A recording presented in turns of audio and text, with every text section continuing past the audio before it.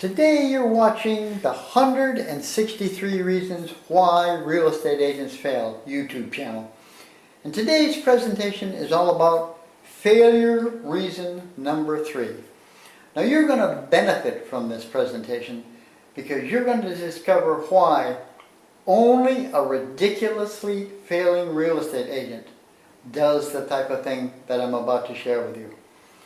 But I'm about to change your life in real estate for the better.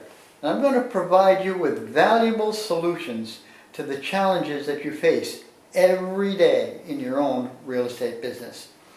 Now these solutions are not available from any other source. Because I sold residential real estate for over 20 years in South Florida, I've learned 163 ways in which real estate agents can fail. Now that I'm retired from the real estate business, I just want to give back to the business that provided me with such a good living for so many years. Like I said, after selling real estate for 20 years, I've seen and heard a lot of ridiculous things that real estate agents say and do. But what I'm about to share with you now is just one of those ridiculous things that happened to an agent in an office that I was working for. We were having our usual weekly sales meeting on a Wednesday when our manager asked, do any of us have any real estate experiences that we would like to share with the rest of the group? So this young woman who had been in the real estate business for about a year or so raised her hand. The story that she related to us made me wonder how she had lasted so long in real estate. Because our office posted the closed sales volume of each agent on the wall in our sales room, I knew that she really wasn't making much money. But back to my story.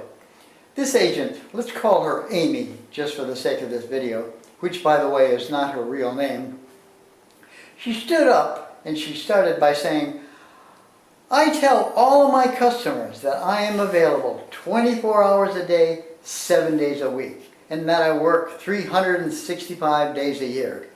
I want them to know that I will be there for them anytime that they need me, and that I'll work harder than any other agent to earn their business and to keep it. Amy then continued, I was sleeping soundly when at 3:10 a.m. my cell phone rang. Not quite sure what was happening, I answered it thinking that it was some kind of an emergency. Still relating the story to us, of which she appeared to be very proud, Amy said, this is so-and-so, one of her sellers. He said that he was calling her at 3:10 a.m. just to see if she would answer the phone. After all, Amy tells all of her customers that she is available 24/7. What happened next is the most ridiculous part of Amy's story. She was nice and cheerful to the caller at 3:10 a.m. and said that she didn't mind him calling her at that hour. After all, she wants all her customers to know that her service is better than all the other real estate agents out there. Well, as Amy sat down, our manager complimented her that even though the story from Amy was a bit extreme, it pointed out her commitment to her business and to her customers. And I'm sitting there thinking, this illustrates her commitment to her business and her customers? Are you kidding me? Let me ask you this. Can you call your doctor, your accountant, or your attorney, or any other professional at 3:10 in the morning and expect them to answer your call? Of course not. So why do many real estate agents, maybe even you, feel the ridiculous urge to be available anytime that one of your customers call you? I had a similar experience like Amy's when I was selling real estate. I was working with a buyer who didn't get off work until 11:30 at night, Monday through Friday. And she called me one night at midnight to ask me a question about the house inspection report concerning the property she was buying. Annoyed, I told her never to call me again at that hour. If she has any questions related to her transaction, She must call me during regular business hours only. I then hung up the phone and went back to sleep. But the point of the story is this. Don't be a fool. Restrict the times that you can be reached by your customers. Why? Because you're supposed to be a real estate professional, an agent. So act like one.